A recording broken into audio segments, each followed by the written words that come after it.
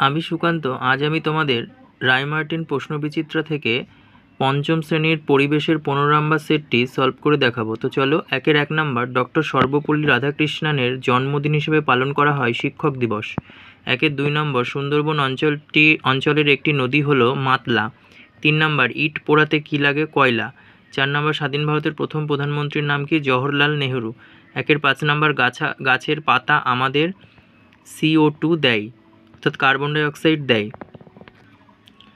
2-1, DVC এর পুরো কথা হলো দামোদর ভ্যালি কর্পোরেশন। 2-2, বারুইপুর পেয়ারা চাষের জন্য বিখ্যাত। 2-3, ধান কাটা ও ঝাড়ার আধুনিক যন্ত্রের নাম হলো হারভেস্টার। 2-4, ভারত স্বাধীন হয় 1947 সালের আগস্ট মাসে, 15ই আগস্ট। 2-5, বাঁশের কেল্লা বানিয়েছিলেন তিতুমির। 3 নম্বর, স্তম্ভ মেলানো। 3-1, নিম পাতা, এটা জৈব কীটনাশক, ঘ নাম্বার। 3-2, সূর্য সেন, এটা গ নাম্বার, মাস্টারদা।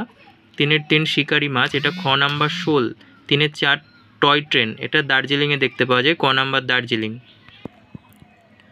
4-1 নম্বর, সুন্দরবনের মানুষের জীবিকা সম্পর্কে লেখো। সুন্দরবন অঞ্চলের মানুষের জীবিকা।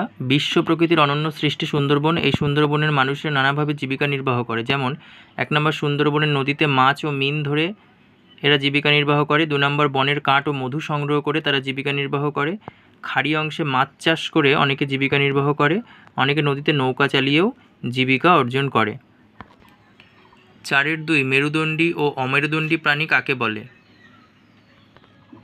দেখো, মেরুদণ্ডী প্রাণী কাকে বলে? যে সমস্ত প্রাণীদের মেরুদণ্ড থাকে তাদের মেরুদণ্ডী প্রাণী বলে, যেমন মানুষ, গরু।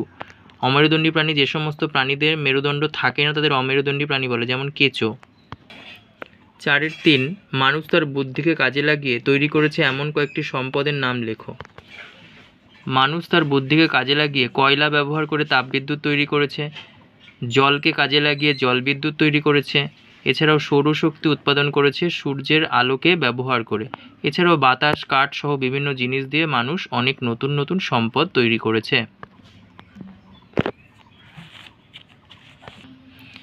দেখো, নিত্যবন নদী কীভাবে সৃষ্টি হয়। সূর্যের তাপে পুকুর, নদী, সমুদ্রের জল বাষ্প হয়ে ওপরে উঠে যায়।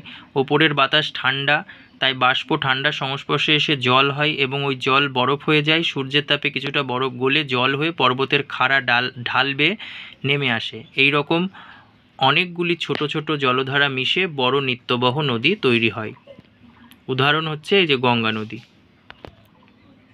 4-5, ভারতের 5 জন স্বাধীনতা সংগ্রামীর নাম লেখো। দেখো, ভারতে 5 জন স্বাধীনতা সংগ্রামীর নাম হচ্ছে নেতাজি সুভাষচন্দ্র বসু, মহাত্মা গান্ধী, ক্ষুদিরাম বসু, ভগৎ সিং, প্রীতিলতা ওয়াদ্দেদার, কল্পনা দত্ত, বিনয় বাদল দীনেশ,